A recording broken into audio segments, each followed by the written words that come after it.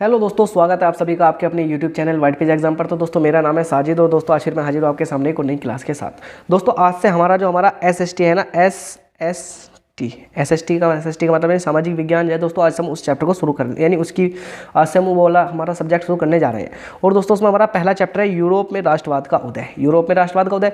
दोस्तों इससे बनने वाले जितने भी क्वेश्चन है आपकी 2024 की बोर्ड परीक्षा में आ सकते हैं। 2024 की जितने भी क्वेश्चन आपकी बोर्ड परीक्षा में आ सकते हैं दोस्तों, मैं सारे आज आपको कराऊंगा पहले वाले चैप्टर के। दोस्तों लॉन्ग क्वेश्चन भी कराऊंगा, शॉर्ट क्वेश्चन भी कराऊंगा और दोस्तों हमारे बहुविकल्पी क्वेश्चन भी कराऊंगा। तो दोस्तों वीडियो आगे देखने से पहले जो चैनल पर नए हो चैनल को जरूर सब्सक्राइब कर देना और बेल आइकन को भी दबा देना और दोस्तों इस वीडियो को अपने दोस्तों तक जरूर शेयर कर देना। तो दोस्तों शुरू करते हैं आज की अपनी क्लास। सबसे पहले हम देखते हैं इसके यानी हमारे जो बहुविकल्पी क्वेश्चन है, खंड ए के बहुविकल्पी क्वेश्चन इन्हें देखेंगे, बहुविकल्पी प्रश्न उत्तर। तो दोस्तों पहले प्रश्न से शुरू करेंगे। सबसे पहला प्रश्न है कि पुनर्जागरण युग का अभ्युदय किस देश में हुआ। तो दोस्तों बात करें कि पुनर्जागरण युग का अभ्युदय किस देश में हुआ, तो आप इसका ध्यान रखेंगे ये इटली में हो। तो पुनर्जागरण का अभ्युदय किस देश में हुआ, इटली में। आप ध्यान रखेंगे पुनर्जागरण का अभ्युदय किस देश में हुआ, इटली में। आप मेरे साथ पढ़िए कि पुनर्जागरण का अभ्युदय किस देश में हुआ, इटली में। नंबर 2, निम्नलिखित में से किसका कथन है कि जब फ्रांस छींकता है तो बाकी यूरोप को सर्दी जुकाम हो जाता है। ये किसने कहा था कि जब फ्रांस छींकता है तो बाकी यूरोप को क्या हो जाता है, सर्दी जुकाम हो जाता है। तो दोस्तों किसका, ये मेटरनिक का कथन है। तो ध्यान रखना, जब फ्रांस छींकता है तो बाकी यूरोप को सर्दी जुकाम हो जाता है, किसने कहा था, ये मेटरनिक ने कहा था। जब फ्रांस छींकता है तो बाकी यूरोप को सर्दी जुकाम हो जाता है, किसने कहा था, मेटरनिक ने कहा था। इसके बाद में प्रश्न नंबर 3 है उदारवाद से तात्पर्य। यानी उदारवाद से क्या तात्पर्य है, निज संपत्ति का अभाव है, राज्य द्वारा आर्थिक गतिविधियों की पाबंदी है, व्यक्ति को स्वतंत्र तथा कानून के समक्ष समानता है, या कुछ लोगों के हाथ में शासन की शक्ति है। तो ध्यान रखना दोस्तों, जो उदारवाद है, उदारवाद का अर्थ है कि व्यक्ति को स्वतंत्रता का कानून के समक्ष समानता है, व्यक्ति को स्वतंत्रता तथा कानून के समक्ष समानता है। नंबर 4 क्या है, राष्ट्रवाद का प्रारंभ किस देश में हुआ, वह है। यानी राष्ट्रवाद का प्रारंभ किस देश में हुआ, वह देश है। तो ध्यान रखना दोस्तों, राष्ट्रवाद का प्रारंभ जिस देश में हुआ वो देश था फ्रांस। क्या, राष्ट्रवाद का उदय जिस देश में, उस देश का क्या नाम था, फ्रांस। तो राष्ट्रवाद का उदय जिस देश में उसे क्या, वो कहाँ हुआ था, फ्रांस में। दोस्तों 2020, 2022 और हर बार 2 साल के गैप में आ रहा, तो कोशिश है कि क्या पता है दोस्तों 2024 में भी आ जाए। तो इसे ध्यान रखना कि राष्ट्रवाद का उदय किस देश में हुआ था, यह हुआ था हमारा फ्रांस में। अगला क्वेश्चन, यंग इटली सोसाइटी के संस्थापक कौन थे। जो यंग इटली है ना दोस्तों, यंग इटली सोसाइटी के संस्थापक कौन थे, तो क्या कौन थे, ये थे जियोस्पी मेजनी। या ऐसे भी क्वेश्चन पूछा जा सकता है दोस्तों, क्वेश्चन 2 तरह से पूछा जा सकता है। क्या, तो यंग इटली सोसाइटी के संस्थापक, या निम्नलिखित नेताओं में से किसने एक गुप्त संगठन यंग इटली बनाया। तो निम्नलिखित नेताओं में से किसने एक गुप्त संगठन यंग इटली बनाया, तो वो थे जियोस्पी मेजनी ने बनाया था। अगला क्वेश्चन है प्रश्न नंबर 6, 1848 की फ्रांसीसी राज्य क्रांति के फलस्वरूप, यानी जो 1848 की फ्रांसीसी क्रांति हुई थी ना, क्रांति के फलस्वरूप यानी उसका क्या परिणाम हुआ था।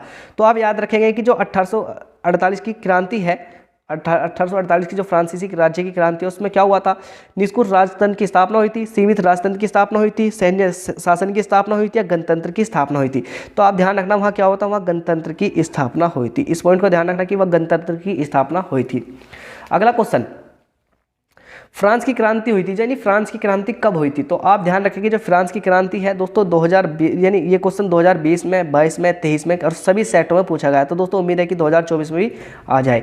तो ध्यान रखना फ्रांस की क्रांति 1789 सन 1789 में हुई थी, 1789 में हुई थी।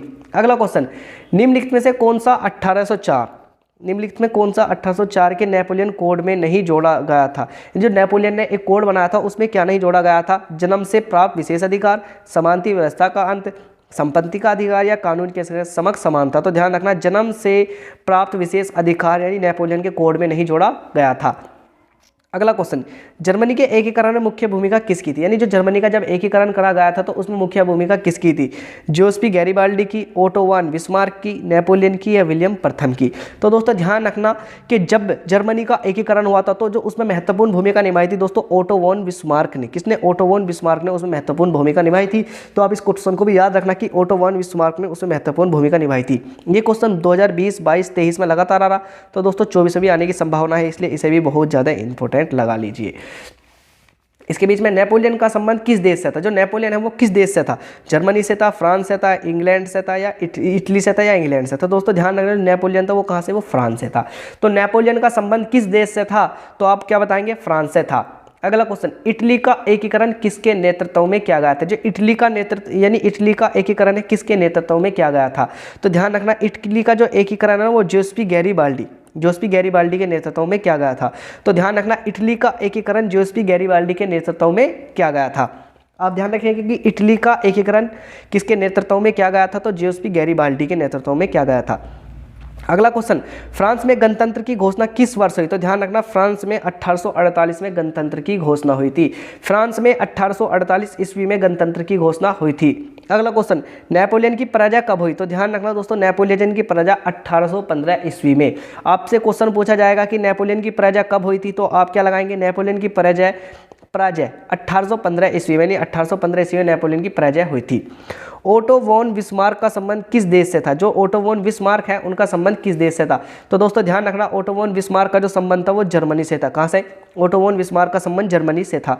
तो दोस्तों ये 14 क्वेश्चन हो गए और आपको यानी मैंने 14 के 14 क्वेश्चन करा दिया आपको। दोस्तों अगर कोई क्वेश्चन ना समझ में आता तो आप मुझे कमेंट करके बता सकते हैं। और दोस्तों अगर आपको वीडियो अच्छी लग रही हो तो आप चैनल को जरूर सब्सक्राइब कर देना और बेल आइकन को भी दबा देना। अब चलते हैं दोस्तों अगले क्वेश्चन की तरफ। अगला क्वेश्चन, नेपोलियन की संहिता का निर्माण हुआ था। जो नेपोलियन संहिता है उसका निर्माण हुआ था। तो दोस्तों 1804 ईस्वी में नेपोल संहिता का निर्माण हुआ था। नेपोल की संहिता का निर्माण कब हुआ था? तो इसका निर्माण 1804 ईस्वी को हुआ था। अगला क्वेश्चन, फ्रांस की 1804 की नागरिक संहिता को प्राय कहा जाता है। जो फ्रांस की 1804 की नागरिक संहिता है उसे कहा जाता है नेपोलियन की संहिता। तो आपसे क्वेश्चन पूछा जाएगा, जो फ्रांस की 1804 की नेपोलियन संहिता नागरिक संहिता है उसे क्या कहा जाता है? तो आप उसका ध्यान रखेंगे, उसे कहा जाता है नेपोलियन की संहिता। निरंकुशवाद का तात्पर्य, तो ऐसी शासन व्यवस्था जिसमें सत्ता पर किसी का अंकुश नहीं होता वो क्या कहलाता है? वो निरंकुशवाद कहलाता है। ऐसी शासन व्यवस्था जिसमें सत्ता पर किसी का अंकुश नहीं होता, ऐसी शासन व्यवस्था जिसमें सत्ता पर किसी का अंकुश नहीं होता निरंकुशवाद कहलाता है। तो निरंकुशवाद से तात्पर्य ऐसी शासन व्यवस्था जिसमें सत्ता पर किसी का अंकुश नहीं होता। अगला क्वेश्चन दोस्तों, वियना की संधि हुई थी किसकी? वियना की संधि कब हुई थी? तो ध्यान रखना दोस्तों, वियना की जो संधि हुई थी दोस्तों 1815 ईस्वी में हुई थी। तो आप इसे भी ध्यान रखेंगे दोस्तों, मैं जो इंपॉर्टेंट क्वेश्चन है उन पर गोले बना रहा हूँ। तो ध्यान रखना, वियना की संधि 1815 ईस्वी में हुई थी। अगला क्वेश्चन, जोसेपी मोजनी का संबंध था। जोसेपी मोजनी जो थे वो इटली के एकीकरण से संबंधित थे। दोस्तों जो जोसेपी मोजनी है वो इटली के एकीकरण से संबंधित थे। तो जोसेपी मोजनी का संबंध था इटली के एकीकरण से। अगला क्वेश्चन, 1861 में एकीकृत इटली का सम्राट किसे घोषित किया गया? यानी जो 1861 ईस्वी है उसमें इटली का सम्राट किसे घोषित किया गया था? तो इमैनुएल द्वितीय को इटली का सम्राट घोषित किया गया था। तो किसे? इमैनुएल द्वितीय को करा गया था। अगला क्वेश्चन, जैकोबिन दल का संबंध था। जो जैकोबिन दल है उसका संबंध कहाँ से था? उसका संबंध फ्रांस से था। तो जैकोबिन दल का संबंध था फ्रांस से। अगला क्वेश्चन, जोसेपी मैजनी द्वारा स्थापित गुप्त संगठन था। तो क्या नाम था उसका? Young Italy. जोसेपी मैजनी द्वारा स्थापित गुप्त संगठन था यंग इटली। अगला क्वेश्चन, जोल वेराइन नामक शुल्क संघ की स्थापना कब हुई थी? तो ध्यान रखना है दोस्तों 1834 ईस्वी में जोल वेराइन नामक शुल्क संघ की स्थापना हुई थी 1834 ईस्वी में। तो जोल वेराइन नामक शुल्क संघ की स्थापना हुई थी 1834 ईस्वी में। गैरिबाल्डी संबंधित है तो इटली के एकीकरण से। यानी जो दोस्तों हमारे गैरिबाल्डी हैं वो कहा कि वो इटली के एकीकरण से संबंधित है। पूछ लेगा कि जर्मनी के एकीकरण से, अमेरिका के स्वतंत्रता संग्राम से, रूस की राज्य क्रांति से। तो ध्यान रखना जो गैरिबाल्डी का संबंध है वो इटली से था, इटली के एकीकरण से इनका संबंध था। अगला क्वेश्चन, जर्मन संस्कृति में वोक्सजिस्ट का आशय था। वोक्सजिस्ट को जो कहते हैं ना, वोक्सजिस्ट का क्या अर्थ था? तो वोक्सजिस्ट का अर्थ था राष्ट्र। क्या? वोक्सजिस्ट का अर्थ क्या था? राष्ट्र। तो ध्यान रखना जर्मन संस्कृति में वोक्सजिस्ट का आशय था राष्ट्र से। किसे 1871 में जर्मनी का प्रथम सम्राट घोषित किया गया था? तो ध्यान रखना विलियम प्रथम को 1871 में जर्मनी का प्रथम सम्राट घोषित किया गया था। किसे 1871 में जर्मनी का प्रथम सम्राट घोषित किया गया था? तो विलियम प्रथम को जर्मनी का प्रथम सम्राट घोषित किया गया था। 1789 में फ्रांस में किस प्रकार का शासन था? तो आप ध्यान रखेंगे 1789 में फ्रांस में असीमित राजतंत्र था। 1789 में फ्रांस में किस प्रकार का शासन था? तो आप ध्यान रखेंगे कि जो 1789 है उसमें फ्रांस में यानी असीमित राजतंत्र था। तो दोस्तों ये तो हमारे बहुविकल्पी क्वेश्चन थे। अब हम बात करते हैं जो कि हमारे लॉन्ग क्वेश्चन इस वीडियो में हम कवर करेंगे। तो दोस्तों अब चलते हैं उन क्वेश्चनों की तरफ। पहला क्वेश्चन है दोस्तों, फ्रांस की क्रांति कब हुई और उसका क्या कारण था। यानी दोस्तों ध्यान रखना, फ्रांस की क्रांति क्या हुई। दोस्तों मेरे साथ पढ़ते चलाना कि फ्रांस की क्रांति सन 1789 ईस्वी में हुई थी। तो आपको एक पॉइंट ध्यान रखना कि फ्रांस की क्रांति कब 1789 ईस्वी में हुई थी और फ्रांस की क्रांति के अनेक कारण थे। आप सबसे पहले लिखेंगे कि फ्रांस की क्रांति 1789 में हुई थी और फ्रांस की क्रांति के अनेक कारण थे, किंतु इसका मुख्य कारण आर्थिक असमानता और राजा के स्वेच्छाचारी निरंकुश शासन को माना जा सकता है। यानी जो 1789 फ्रांस की क्रांति, उसके दोस्तों बहुत सारे कारण थे, लेकिन जो सबसे मेन कारण था वो था राजा का, यानी इसका मुख्य कारण था आर्थिक असमानता, यानी लोगों के मध्य आर्थिक असमानता की थी और राजा के स्वेच्छाचारी निरंकुश शासन को माना जा सकता है। राजा के स्वेच्छाचारी निरंकुश शासन को माना जा सकता है। तो आप इस क्वेश्चन को यहाँ ध्यान रखना और आप इसे आप पेपर में से करके भी आएंगे कि दोस्तों यानी संभावना है कि इस टॉपिक से क्वेश्चन बने कि फ्रांस की क्रांति कब हुई थी। तो 1789 में। इसके अनेक कारण थे, जिसमें मुख्य कारण था आर्थिक असमानता और राजा के स्वेच्छाचारी निरंकुश शासन को माना जा सकता है। इसके बाद में दोस्तों दूसरा क्वेश्चन भी जो हमारा है, दूसरा क्वेश्चन भी बहुत ज़्यादा इंपॉर्टेंट है। क्या हमारा दूसरा क्वेश्चन भी हमारा इंपॉर्टेंट है। क्या कह रहा, जर्मनी का एकीकरण कब और कैसे हुआ। यानी जो जर्मनी है उसका एकीकरण कब और कैसे हुआ। ओटोमन बिस्मार्क को जर्मनी के एकीकरण का जनक क्यों कहा जाता है, 2 कारण लिखिए। तो ये क्वेश्चन 3 तरह से पूछा जा सकता है। जर्मनी के एकीकरण में सबसे महत्वपूर्ण योगदान किसका था और जर्मनी का प्रथम सम्राट किसे घोषित किया गया था। तो दोस्तों ध्यान रखा, बिस्मार्क जर्मनी के महान पुत्रों में से एक था। जर्मनी के एकीकरण में बिस्मार्क का महत्वपूर्ण योगदान था। यानी जर्मनी का एकीकरण कब और कैसे हुआ, ओटोमन बिस्मार्क को जर्मनी के एकीकरण जनक क्यों कहा जाता है। तो आप पहला लिखेंगे कि बिस्मार्क जर्मनी के महान पुत्रों में से एक था और जर्मनी के एकीकरण में बिस्मार्क का महत्वपूर्ण योगदान था। इसे जर्मनी के एकीकरण का जनक भी कहा जाता है। किसे जर्मनी के एकीकरण का जनक कहा जाता है, तो आप ध्यान रखना कि जो बिस्मार्क है ना, इसे जर्मनी के एकीकरण का जनक भी कहा जाता है। 1 नंबर में भी क्वेश्चन बन सकता है कि जर्मनी के एकीकरण का जनक कौन था, तो आप ध्यान रखना बिस्मार्क जर्मनी के एकीकरण के जनक थे। अगला क्वेश्चन क्या, सॉरी, उसने पर्सा के प्रधानमंत्री के रूप में जर्मनी का एकीकरण किया। तो उसने किसके, उसने पर्सा के प्रधानमंत्री, यानी वो पर्सा का प्रधानमंत्री बना और उसने जर्मनी का एकीकरण किया। बिस्मार्क ने रक्त और लोहे की नीति अपनाकर, बिस्मार्क ने किस नीति को अपनाया था। क्वेश्चन पूछ सकता है कि बिस्मार्क ने रक्त और लोहे की नीति को अपनाया था। तो कौन सी नीति को, रक्त और लोहे की नीति को अपनाकर सर्वप्रथम सेवलिंग तथा होलस्टीन के प्रशासन पर नियंत्रण किया। किसके, सेवलिंग के और होलस्टीन के शासन पर नियंत्रण किया। फिर ऑस्ट्रिया के सैडवा के युद्ध सन 1866 में पराजित करके उसने जर्मन राज्य को उसके प्रभाव से मुक्त कर लिया। तत्पश्चात बिस्मार्क ने स्वीडन के युद्ध में फ्रांस के सम्राट नेपोलियन तृतीय को पराजित करके जर्मनी के एकीकरण को पूर्ण कर दिया।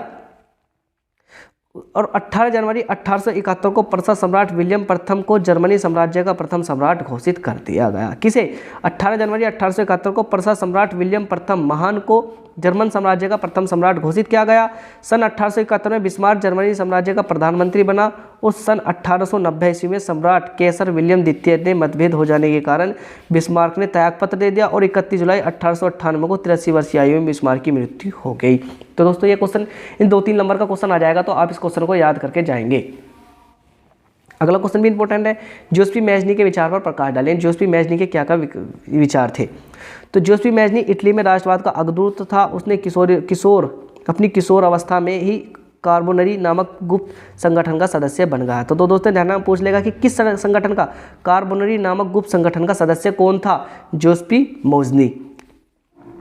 मात्र 24 वर्ष की आयु में उसे लिगुरिया में क्रांति का प्रयास करने के लिए देश से बाहर निकाल दिया गया। तो ध्यान रखना, उसे 24 वर्ष की आयु में उसे लिगुरिया में क्रांति का प्रयास करने के लिए देश से बाहर निकाल दिया गया और 1831 में मसई में यंग इटली सोसाइटी और वन यंग यूरोप की स्थापना की। इटली के नवीनतम में उसके विचार रखने वाले युवा इस संगठन के सदस्य थे। इटली की एकता और युवा शक्ति पर अत्यधिक विश्वास था। तो दोस्तों बस आप इसे यहाँ से यहाँ तक लिखा सकते हैं। क्वेश्चन ज़्यादा बड़ा करने की जरूरत नहीं, जो पूछा यानी यहाँ से यहाँ तक हम उसे पूरा कर सकते हैं। अगला क्वेश्चन यानी चौथा नंबर का क्वेश्चन है कि फ्रांस की क्रांति का मुख्य कारण क्या था, यानी फ्रांस की क्रांति क्यों हुई थी, इसका मुख्य कारण क्या था। तो ध्यान रखना 1789 में फ्रांस की क्रांति हुई, जिसका वहाँ पर लुईस का शासन का अंत हुआ और लोकतंत्र की स्थापना की गई। इस क्रांति के प्रमुख कारण थे। नंबर 1, अयोग्य शासन। सबसे पहला आप ये क्वेश्चन जो करेंगे हेडिंग डाल कर करेंगे, जैसे अयोग्य शासन हो गया और मध्यम वर्ग हो गया। तो फ्रांस की क्रांति के समय वहाँ लुईस का शासन था, जिसमें 16वां एक अयोग्य और जिद्दी ऐरोसी शासक था। यानी पहले में आप यहाँ से यहाँ तक लिख सकते हो कि अयोग्य शासन फ्रांस की क्रांति के समय लुई वंश का शासन था, जिस शासक था लुई 16वां था, यानी लुई 16वां था वहाँ, और यह एक अयोग्य और जिद्दी अद्विक कर्तव्यहीन शासक था, यानी अपने कर्तव्य से विहीन रहने वाला एक शासक था। अगला पॉइंट डाल सकते हैं मध्यम वर्ग। यहाँ पर औद्योगिक क्रांति होने के कारण मध्यम वर्ग का उदय हो गया था, जिसमें छोटे उद्योगपति, डॉक्टर, वकील, अध्यापक और निम्न पदों पर कार्य करने वाले अधिकारी आते थे। और यह वर्ग नवीन और विचार राष्ट्रीय से भावना से ओतप्रेत था और लोकतंत्र का पगडहार सही था। दोस्तों आप इसे यहाँ तक ही कर सकते हो। कैसे? मध्यम वर्ग, यहाँ पर औद्योगिक क्रांति होने के कारण मध्यम वर्ग का उदय हो गया, जिसमें छोटे उद्योग, डॉक्टर, वकील, अध्यापक और निम्न पदों पर कार्य करने वाले अधिकारी आते थे। अब चलते हैं दोस्तों इसके अगले पेज की तरफ। इसमें अगली हेडिंग डालेंगे आम जनता की निर्दयी स्थिति।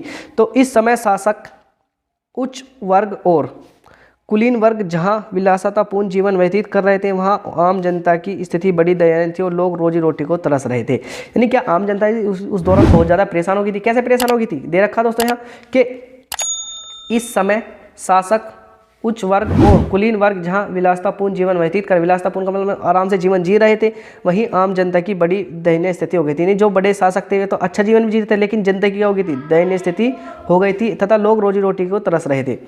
मजदूर वर्ग की दुर्दशा। इस समय फ्रांस में जो उद्योग स्थापित हुए थे उनमें मजदूरों के कार्य करने के लिए स्वास्थ्यवर्धक परिस्थितियां नहीं थी। इनके काम के घंटे निश्चित नहीं थे और ना ही उन्हें उचित वेतन मिलता था। तो मजदूर जब उन्हें ना ही तो काम के घंटे निश्चित थे, चाहे लेकर आए उनसे कह के कि हम तुमसे 4 घंटे काम कराएंगे और वहाँ करा रहे हैं 8 घंटे, और नहीं उनकी मजदूरी निश्चित थी, तो इसलिए ये हो गया था। दोस्तों बाकी हम पॉइंट इसका छोड़ सकते हैं। इसके बाद में दोस्तों हमारा अगला क्वेश्चन देखते हैं कि अगला क्वेश्चन हमें कौन सा करना है।